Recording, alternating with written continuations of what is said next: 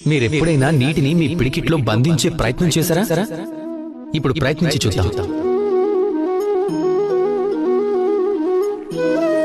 తమరు గనుక మీ పిడికిల్ని గట్టిగా బిగించినట్టయితే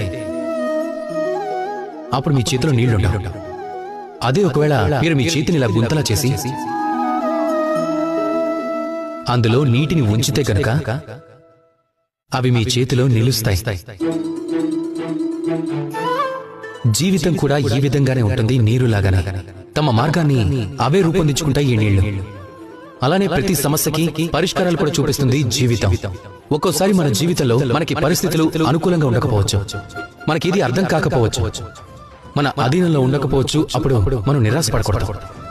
కానీ చాలా మంది నిరాశపడతారు, మనం అదే చేయకూడదు. మనం శాంతి చింతతో గమనించాలి ఈ జీవితంలో ఏం జరుగుతుంది అనేది. బాధ అందరిలోనూ కలుగుతుంది. బాధలో క్రోధం చెందుతారు, ఆ క్రోధంతో పరాక్రమం చూపిస్తారు.